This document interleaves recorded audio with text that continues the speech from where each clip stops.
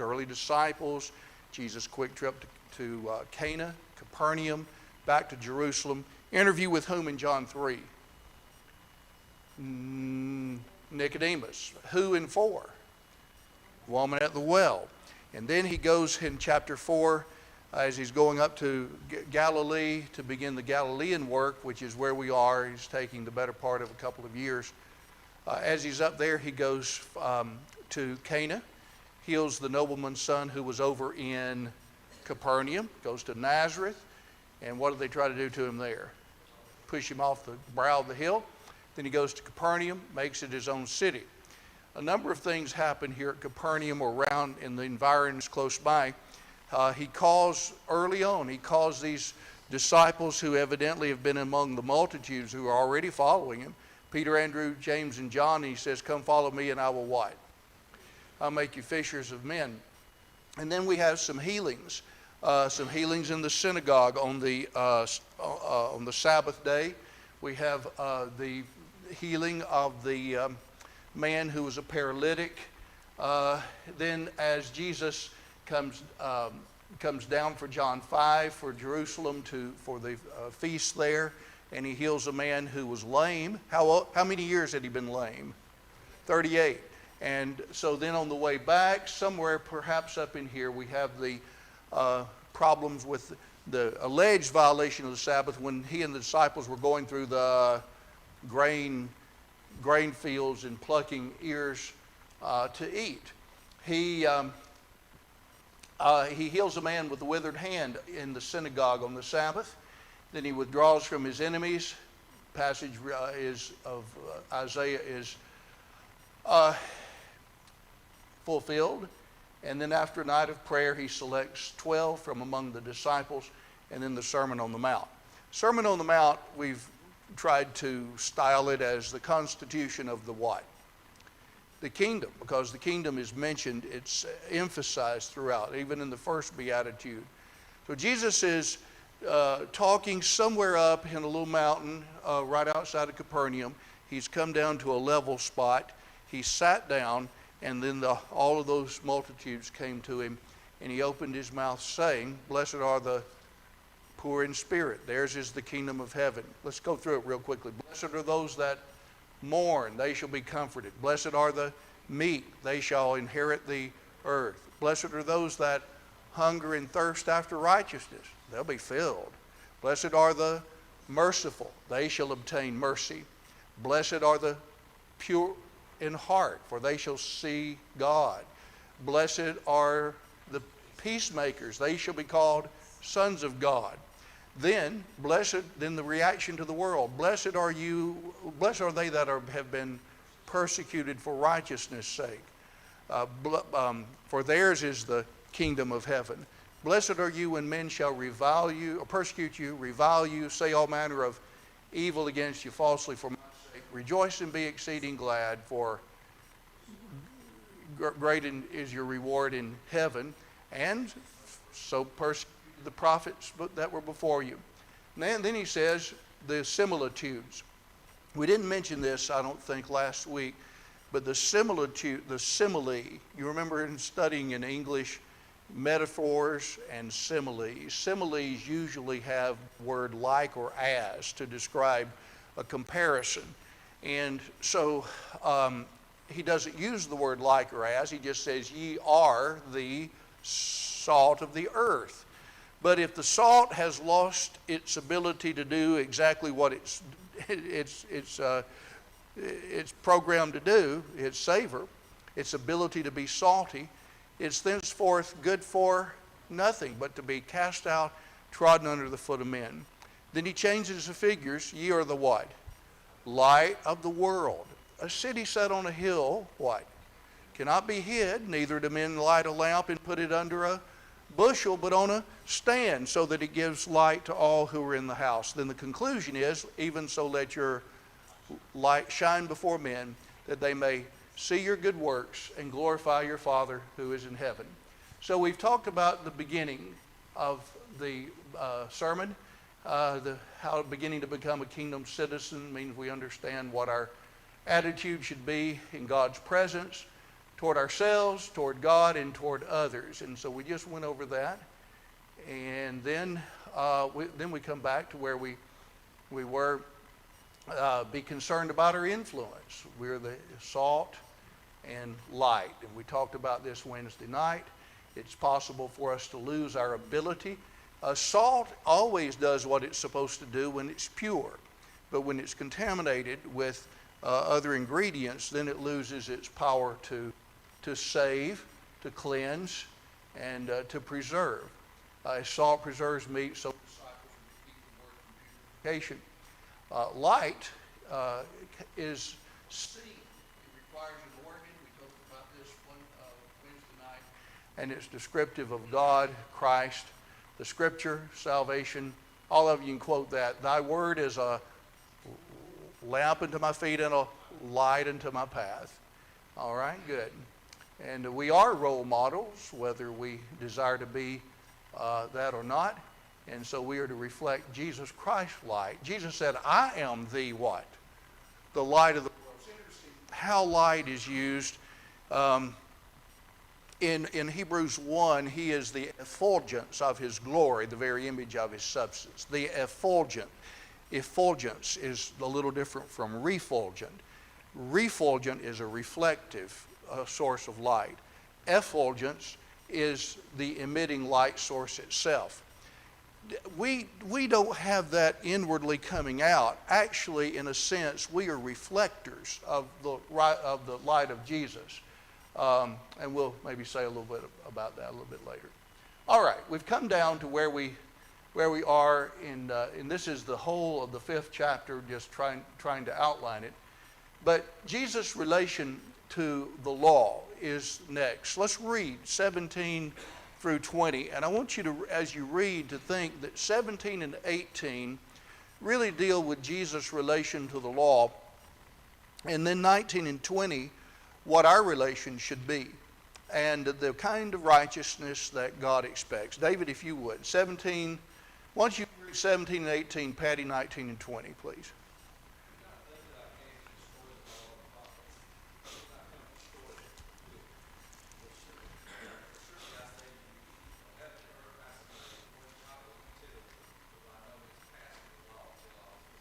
All right, 19 and 20.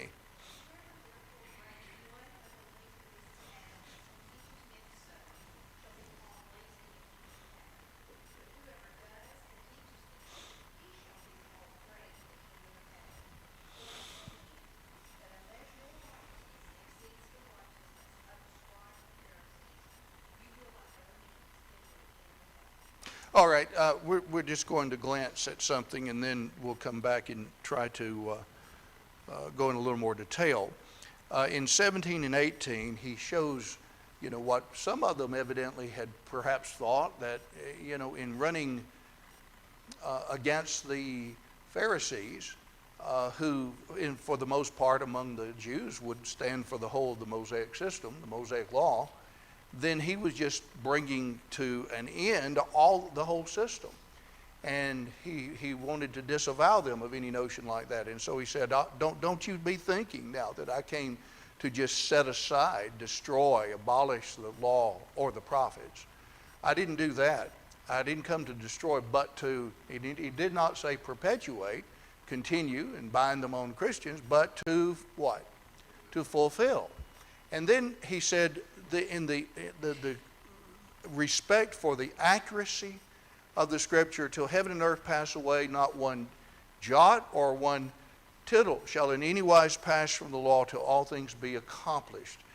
So in 18, in 18, he goes from showing the fact that I didn't come to destroy it but to fulfill. And I'll tell you, everything, just the minutest, the tittle, the yod, the smallest Hebrew consonant, or a little mark that would distinguish one from the other, kind of like a C and an E for us. Here's a C, and the only thing that would distinguish is the little mark there on the tail. And he said, till heaven and earth pass away, not one jot or one tittle shall in any wise pass till all things be accomplished. So that shows the accuracy of the word. We'll get to this in a second. The accuracy of the word, the respect for the word, how all of that was to be fulfilled in him. And so then he says in 19 that, look, you better have the same kind of respect for this. Whosoever shall what? Break one of these least commandments and teach men so shall be called least in the kingdom. And he who does and teaches them shall be called great in the kingdom. We'll come back to that in a second, but do you ever find anywhere where God said, now this is a really, these over here are really important commands and you really need to keep those, but over here are some that are kind of lesser. If you want to, fine. If you don't want to, that's fine. You ever find that attitude anywhere in the Scripture? It's not there. Exactly. And we've got some passages that we'll want to look at to show that is not what he's saying. That it's okay to treat fast and loose some commands, the least commands, but the great commands you need to be careful with. And then he shows, except your righteousness exceed that of the ones who have been in opposition to him, scribes and Pharisees, you'll in no wise enter the kingdom of heaven. So that's where we are. What I think we'll do is let's answer our questions. And I've got several things on the board, on the charts that I wanted to share with you. Down on page 50, what was Jesus' relation to the law and the prophets? Under 3a, he came not to what? Right, to destroy but to fulfill. He's about to launch into a discussion of contrast between the old Mosaic law and New Testament kingdom righteousness. These words were evidently given to prevent a misconception of his relation to the old. A jot or yod answered to our I. It was the smallest of the Hebrew letters or consonants. The tittle was a small stroke of the pen distinguishing one letter from another. Let's keep your fingers there in Matthew 5. Turn all the way back to Psalm 119. This is probably the best place for you to actually see without having access to something else that would have the Hebrew alphabet on it.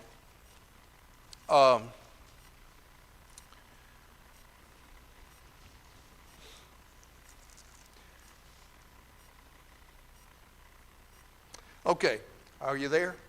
All right, do you see before verse 1 a little marking that has Aleph? Do you see that? And then before verse 9, that looks like Beth, but it's Bait. And then before verse 17, Gimel. The 119th Psalm is divided into 8 verses, and they're called acrostics because in the Hebrew Bible, every verse began with that letter. Sometimes we call that what? When you have a consonant that begins with a alliteration, right? And so you have the beginning of a word, the beginning of the verse starts with these letters. Aleph, Beit, Gimel, Dalet, Hey, and then Vav or Wav, Zion, Hate, Tate, and then before verse 73, what do you see? Y-O-D-H, do you see that? Do some of your translations have that? That's a yod, and that's what Jesus mentioned. And see, it looks almost like a what? In your it looks like an apostrophe. It's the smallest Hebrew consonant. And then let me perhaps show something that would show a difference. Look in verse 25, before verse 25. Do you see that Dalet? Do you see it looks like a backwards what? What does it look like to you? A backwards what? Yeah, or backwards R, but you'll notice it has just a little bit of a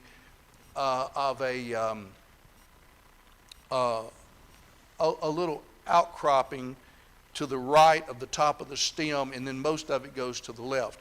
Look at the difference between that and then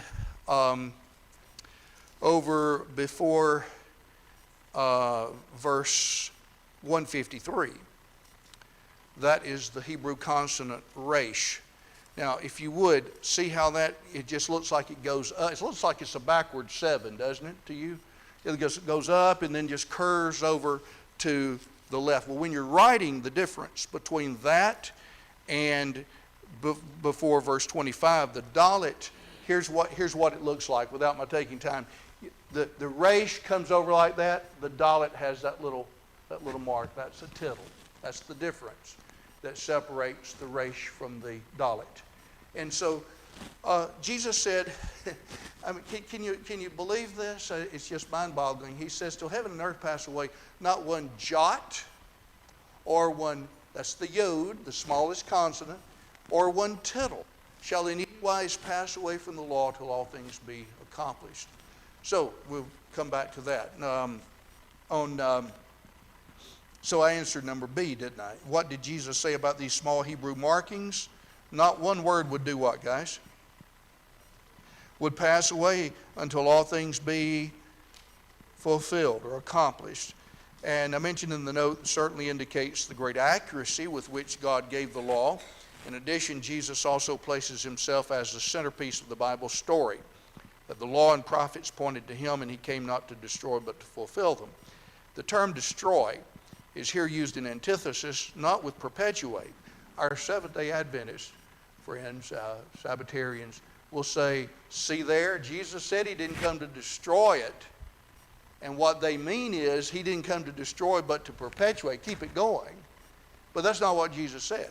I came not to destroy but to fill to the full, fulfill it, accomplish it, consummate it. And in the note there, to destroy the law would be more than to abrogate it, for it is both a system of statutes designed for the ends of government and a system of types foreshadowing the kingdom of Christ. To destroy it, therefore, would be both to abrogate its statutes and prevent the fulfillment of its types. The former, Jesus eventually did. The latter, he did not. As regards the prophets, the only way to destroy them would be to prevent the fulfillment of the predictions contained in them. Instead of coming to destroy either the law or the prophets, he came to fulfill all the types of the former and all the unfulfilled predictions of the latter. He fulfilled them partly in his own person, partly by his administration of the affairs of his kingdom. The latter part of the process is still going on and will be until the end of the world.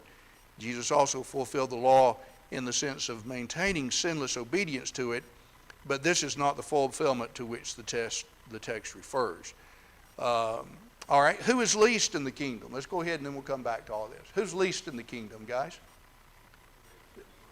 Those who do not keep it and teach men so. That is, it's not really that significant. You don't have to do it either. Who then is the greatest in the kingdom? He who who does and teaches them. Who will not enter the kingdom? Unrighteous. That's right. Those like the Pharisees and the scribes. Does verse 19 indicate if people break a least commandment and teach men so that they will still be in the kingdom of heaven? They'll just not have quite the reward. Is that what he says? No. Explain using Matthew 18, 1 through 6. Note that in this passage, Jesus says nothing about being least in the kingdom. Let's table that for just a moment. I want to come back to that in a moment. What must our righteousness exceed in order to enter the kingdom of heaven? That of the scribes and Pharisees. Yeah. Keep reading, then we're going to pause on all this. So far in the sermon, Jesus has described several character traits he demands out of people for them to be citizens in the kingdom or saved. We might call this kingdom righteousness, or the kind of right living God expects of those in his kingdom or church. Remember, the church has not yet begun. It will be established on the day of Pentecost after his death, burial, and resurrection. However, as John and Christ have preached, repent, for the kingdom of heaven is at hand, the sermon gives specific information as to the nature of the kingdom when it comes into existence and what their repentance involves. He's described so far attitudes, character traits, relation of the kingdom citizens to the world, and then the relation Jesus had to the law. And then verse 20 provides a type of a shift or transition. Really 17 through 20 are in anticipation of the rest of this, primarily 21 through 48, where he deals with specifics. You have heard that it was said, versus I say unto you. Being a citizen in God's kingdom demands that our righteousness exceed this of the scribes and Pharisees. The rest, through part of 7, contrast old law righteousness to New Testament kingdom righteousness. Remember, the sermon also was spoken to Jews who had been accustomed to hearing the scribes and Pharisees, their traditions and explanations of the law, which was often incorrect. Therefore, those contrasts Jesus makes are spoken with that background in mind. I mentioned, I'm not sure, I may have mentioned it more than once, but there are some brethren who believe that the sermon is simply a restatement of the law, a correct restatement of the law, in opposition to the scribes and the Pharisees' interpretation of the law. And they go on to say that is evidenced by the phrase, ye have heard that it was said. That when Jesus quoted from the law, he would say, it is written, or well did Isaiah say, or Moses in the law it was written. Well, there are a couple, I think both are right. I don't think it's either or. I think that Jesus does indeed have the scribes and Pharisees in mind, because he says so in verse 20, except your righteousness exceed that of the scribes and the Pharisees. He mentions them by name. However, he also it's not just a restatement, because there are some things in the sermon that are not really a part of the law. Jesus said, you've heard it said, thou shalt not swear falsely or forswear, but shall perform unto the Lord thine oaths. But I say, don't do what? Don't swear at all. Well, that was not a part of the law. There were cases where the law that people did swear, did take oaths, and were demanded to take oaths in certain things under the law. The nature of divorce was different. A person could divorce his wife, as per Deuteronomy 24, marry another, and yet if then he could divorce that second wife, but he could never do what? Go back to the first. Well, that's different from what Jesus said here. So there are differences, and I don't know why brethren. Well, I do know. Some brethren try to mold the sermon into law, that is Mosaic law, and it's not possible. I've got some more thoughts on that in some of our charts here that are not in the notes. Here's the division of this little paragraph: Jesus' relation to the law and what our relation to his word should be. And in 17 and 18, we already mentioned this in the notes, they introduce the section that follows, and it looks like what Jesus is showing here is a need to identify his purpose due to their disposition toward him. Already there had been at least 3 confrontations over Sabbath observance, and it was to the degree that they were trying to kill Jesus.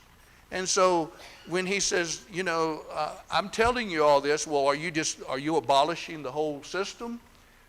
Many thought the law of Moses and the Pharisees' traditions were identical.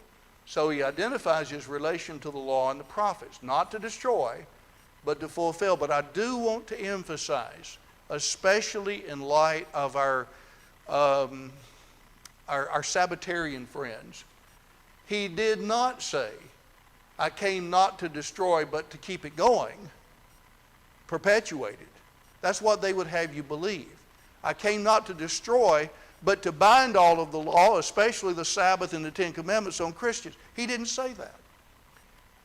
He rather said fulfilled, not to destroy, from a Greek word that just means to set aside, but to fulfill, to fill to the full, to consummate, to accomplish, to carry something through to the end. I didn't have a closed parentheses, but that's what it means. Not to destroy, but fulfill, to carry it through to the end that was intended.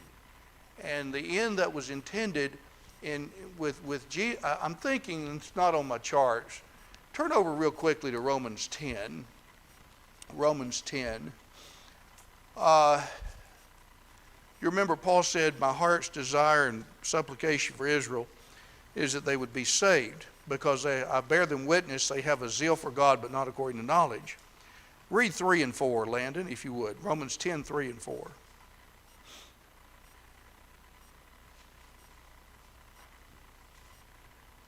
Romans 10, 3 and 4. You got it? Yes.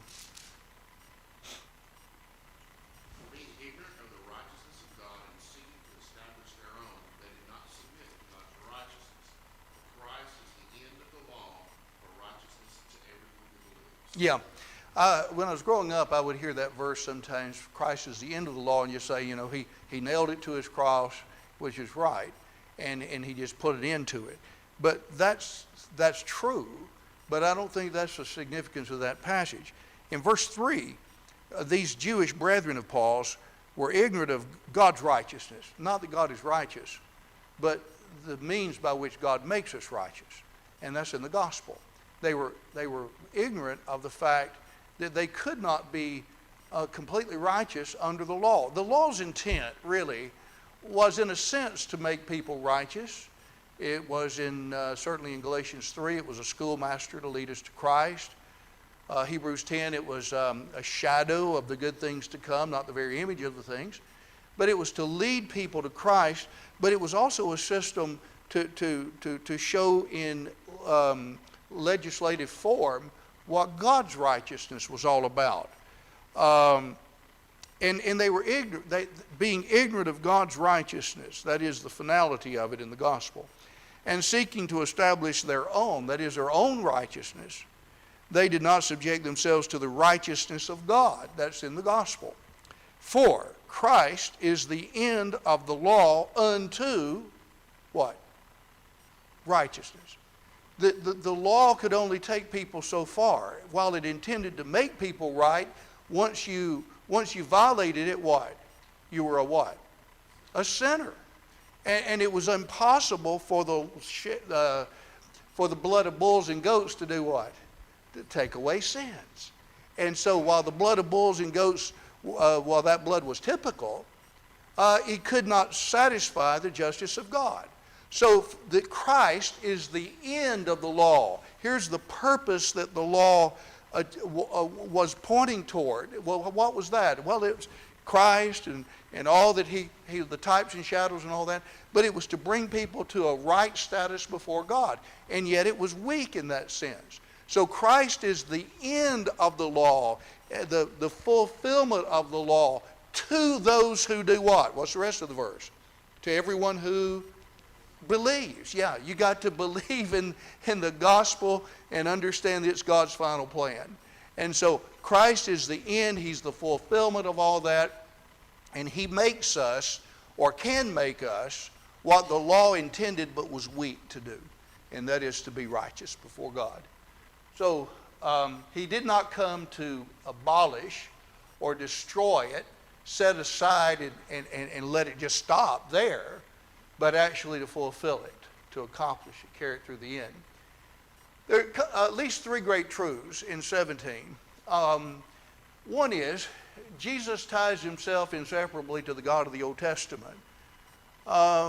Think not that I came to destroy the law. I came not to destroy, but to fulfill, which indicates that God had who in mind all through the time that the Old Testament was being revealed? Christ. Yeah. He had Christ in mind.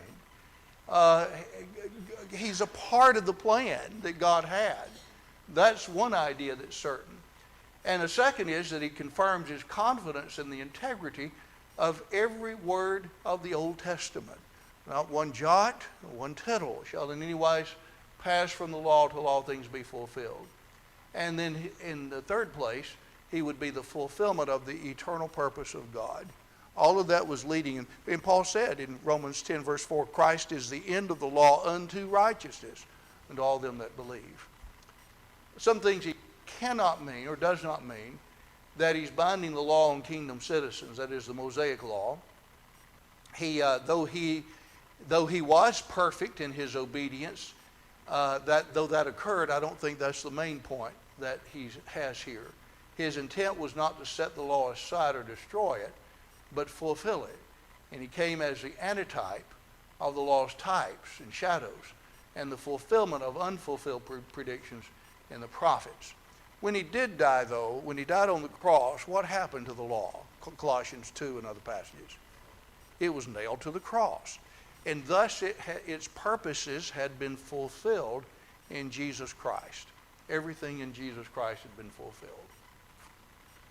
Comment or question? Anybody? Landon? Anything? Anyone? Okay, keep going here. Now, in 19 and 20, I take it to be, he states what his relation to the law is, and then 19 and 20, what our relation to his word or the law should be. Whosoever therefore who shall break one of these what? Least commandments, and shall teach men so, shall be called least in the kingdom. He who does and teaches them shall be called great in the kingdom. That begs several questions. Whosoever shall loose in the American Standard or break in some other translations, all that means is just set it aside as inconsequential. And I take it to be that what the emphasis is that disobedience or being free from the restraints of the law is a habit not easily set aside. If a person had a habit of thinking there were a lot of things in the Old Testament that you could just kind of dismiss with impunity, then when you come to the New Testament, guess what? It'd be what? The same way. You could dismiss certain things in the New Testament. Hence, one who is unfaithful in what is little will be unfaithful in what is great. That's a truism that's taught throughout the New Testament. And then, whosoever shall break one of these least commandments, smallest, insignificant, are the ideas behind that, he shall be called least in the kingdom of heaven. Now, this is an interesting idea. If I understand some of the Jewish writings correctly, there were those among the Pharisees who did believe that there were some great commandments and then some lesser commandments. Usually the greater commandments would be revolving around the worship of God, the sacrifices, which makes perfect sense because we've already seen in the life of Jesus where they were so concerned about Sabbath keeping, but they weren't too concerned about Jesus healing a person. They were more concerned with the fact he did it on the Sabbath than the fact that the person was healed. And you remember Jesus said, you need to go learn what this passage means. I desire mercy and not sacrifice. Hosea 6 verse 6. So it looks like that there may be that kind of background of Phariseeism and the tendency to lessen the significance of certain laws and emphasize the significance of others. But the truth of the matter is, God never ranked his commandments except by generalizing, which included all of them. About everybody here can quote those passages. A certain lawyer stood up and said, what must I do to inherit eternal life? And no, I'm getting Luke 10. I said all of them can quote it except me. Turn over to Matthew 22. Randy, you have that? Matthew 22, I saw you turning to it. 34 through 40. 34 through 40.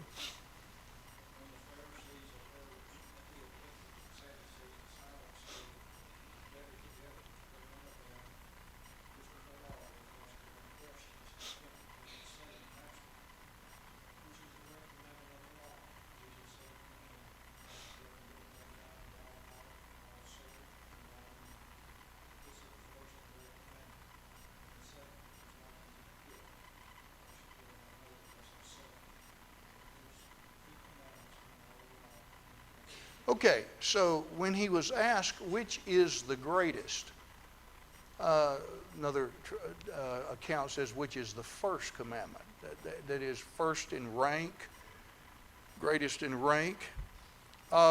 So what did Jesus do here? David, what did he do? Did he say, okay, well, these sacrifices or the phylacteries, that's number one, and number two is, no, what is,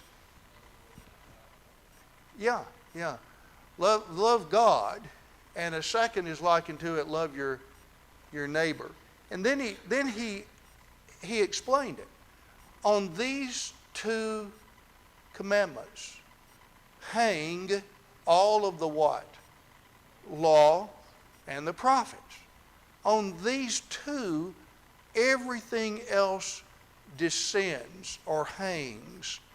And the idea is, if you take care of loving God with all your heart, what about all those other commands in the law and the prophets that relate to God? What's going to happen? You're going to do them. And then on the other hand, and love your neighbor as yourself, well, all those commands that deal with our relation to neighbors, they're taken care of in that. So and notice the order that he put it in. Love God first, and then your neighbor as yourself second. We've got to get our relation with God first, and then guess what happens? Everything else will take care of itself. But we don't have that right first, and we don't honor God first, we're not going to have the right relation to everybody else. And really, our relation to God demands what we're going to do with our neighbors. Does that make sense to everybody? Okay, well, let's go to Romans 13. I've heard sometimes people will say, well, Jesus said the greatest command is just to love God. And then they leave it at that and they don't explain it, or they don't want to explain it. And so basically they say, if you just have this kind of good feeling, warm, fuzzy feeling about God, nothing else really matters. And if you love people, then you don't have to be worried about the specifics. Look at Romans 13. You remember in 12, he talked about presenting our bodies as a living what? Sacrifice. And I take it to be in the rest of 12, he tells us how we can do that. What a transformed Christian is all about. 13, he talks about being obedient to what? 13, 1 through 7. Civil government. Now, pick up the reading in verse 8. Owe no man anything except to love, save to love one another. For he that loveth his neighbor has fulfilled the law. For this, thou shalt not commit adultery, thou shalt not kill, thou shalt not steal, thou shalt not covet. And if there be any other commandment, it is summed up in this word, namely, thou shalt love thy neighbor as thyself. Love works no ill. Here from a negative point of view, it doesn't do any harm to anybody. Love works no ill to his neighbor. Love, therefore, is the fulfillment of the law. It's interesting.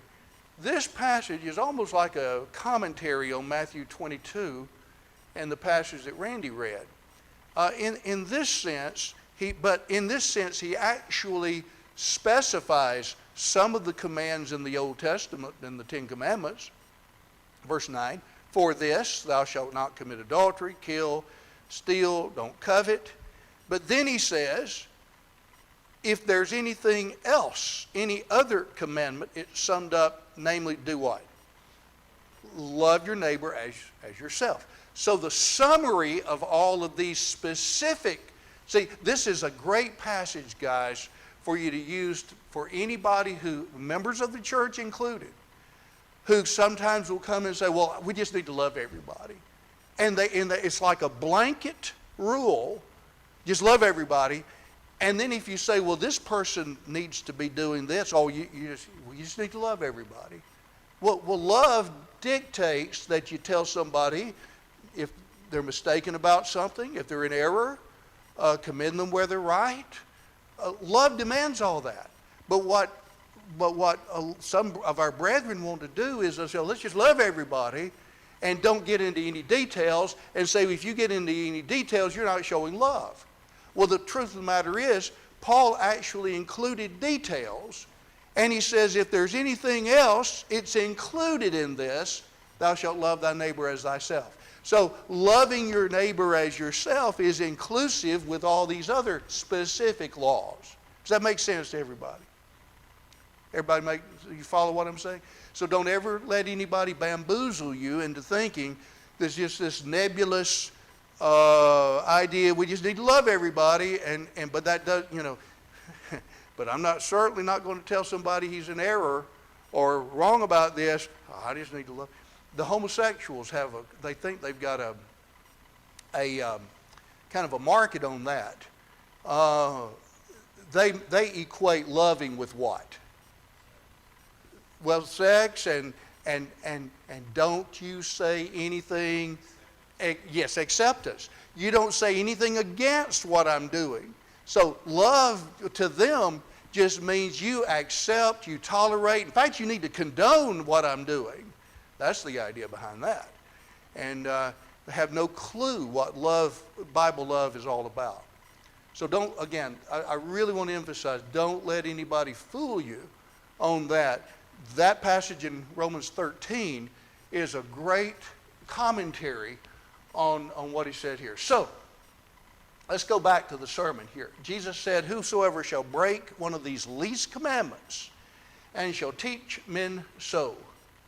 God never ranked his commandments except by generalizing, and in the generalizing way that he did it, he included everything related to God as well as everything related to man. And those disobedient and reckless under the Jewish age would have the same inclination in the new or the Christian age.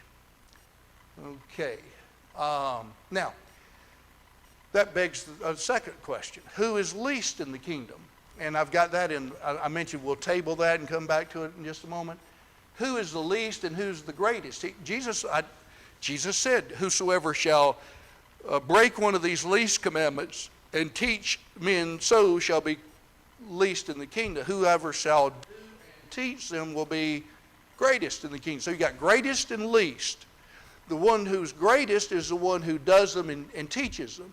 The least is obviously the one who doesn't do them and doesn't teach them, or teaches men so, to break them. I think the 18th chapter of Matthew, as well as the 20th chapter of Matthew, let's go to that, and we'll probably have to finish up our class. Go back to Matthew 18, answers the question, really, of who's least and who's greatest in the kingdom. Mark 9 is the parallel passage, and to get the fuller background, you'd have to read Mark 9, the last paragraph. The apostles have been arguing about who is greatest in the kingdom. And among what has happened is there have been some people who've been able to cast out demons, and they're not apostles. And a couple of the apostles were saying, don't let them follow you, Lord.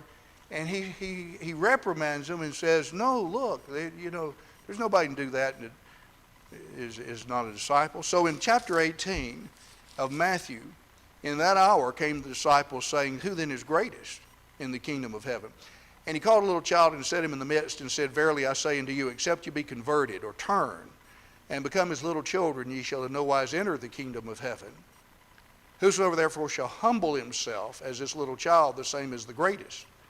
And whoso shall receive one such little child in my name receives me.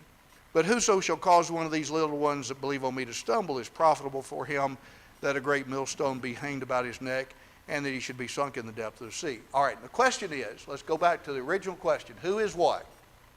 Greatest. The answer is those who are converted or turn and become as little children. That's your answer. And then he expounded on that.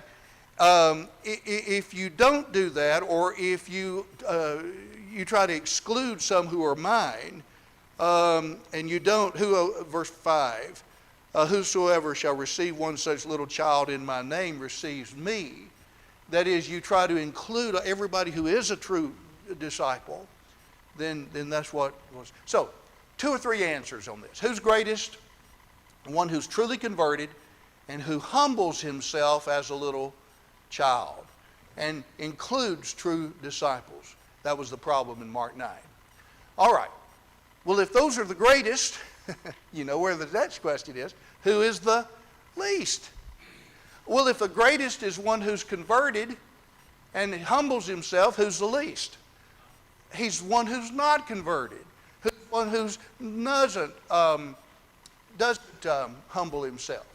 So, Jesus' use of great or greatest used elsewhere refers to every citizen in the kingdom, everybody who is converted, everybody who's humbling himself. And there's no place for the least. Hence, one is either great and in the kingdom, he's great. Or he's not in it at all. It took me a little while to figure that one out when I was first getting serious about the Bible, because I read that in the Sermon on the Mount, and I kept thinking, well, is there some way that, you got some maybe super saints over here, and they're really teaching, and they're evangelizing, and they're doing, and here's some lesser saints? That's not it at all. We're either converted and humbling ourselves and are great in the kingdom, or we're what? We're not in it at all. Yeah. All right, comment or question? Okay, we'll have to stop there because of our time. And I had one more slide on that. We'll just have to get on that Wednesday night. Okay, thank you for your help, and hope it was helpful as we continue through the sermon.